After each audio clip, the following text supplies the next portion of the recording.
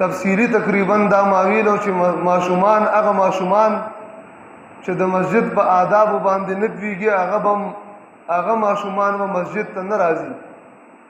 کم ماشومان خصوصا چې د 7 کالو نه کم ماشومان که د 7 کالو شي یا د 7 کالو نه بره ماشومان شي نو بیا د خیر د راځي. ځکه نبی علیہ الصلوۃ والسلام په حدیث کې امر فرمایلی دی چې تاسو خپل ماشومان ته منځ خای او منځ امر ورته کوي چې کله تاسو ماشومان د 7 کالو شي او چې کله د 10 کالو ماشومان شو بیا منځ نه کوي نو بیا وهي مو په منځ باندې د شریعت د حدود د ننه د هغې رعایت او خیال بساتي بیا سنه سو وهل او هغه ته زورونه ورکولم د نبی علیہ الصلوۃ والسلام د حدیث نه ثابت دي. نو هغه ماشومان چې د 7 کالو نه کمی خصوصا د مسجد په آداب باندې نه پوهیږي نو هغه به مسجد ته نه راولي. الله پاک دې موږ او تاسو ته په دین باندې د عمل توفیق نصیب کړي. اوس دا خو د دین یو مسله ده، دا خو زما سره تعلق نه ساتي یا د بل مولا سره یا د بل سره، دا خو ټولو کتابونو زموږ فقهاو لیکلې ده.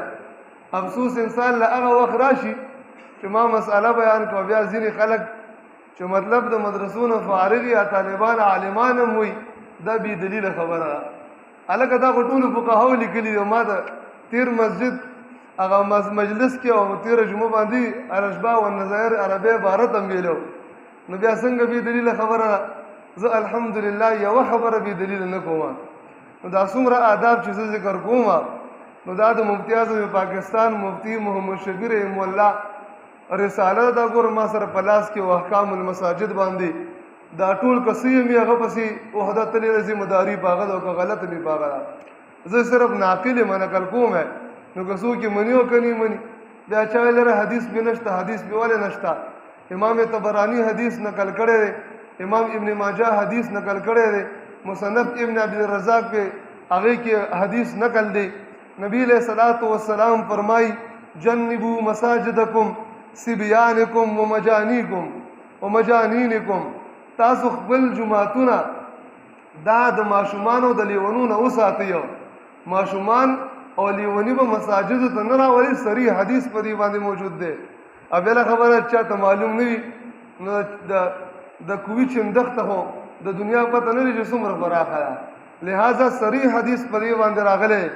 نبی علیہ السلام فرمای تاسو خپل مساجد د ماشومانو نه او د لیونونو څخه کوي.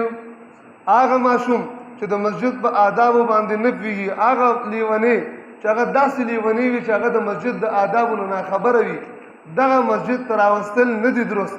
مفتی محمد شفیع رحمه الله دا جواهر الفقہ جلد نمبر 3 اور صفحہ نمبر 111 یہ فرمائی دیکھ پلا ہوئی مسجد میں بچوں اور پاگلوں کو داخل کرنا حرام ہے اگر ان کی نجاست کا گمان غالب ہو اور ورنہ مکروہ ہے. ما دغه مسله کړی و کچرته کې د ماشوم نه د مسجد د ګندګیره د پلیته او دغه د بیا د به خطر وي ماشوم راوستل مسجد ته څه دي ټول وایسه دي حرام دي حرام.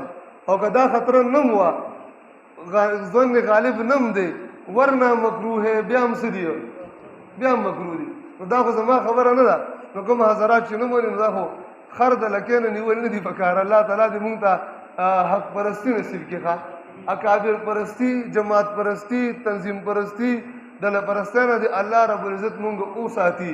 الله دې مونږ ربانیین جوړ کړي، خدای پرست څه شي جی خدای پرست. الله دې مونږ ټول ربانی جوړ کړي، امین وایا. لہذا دا به نه راولي.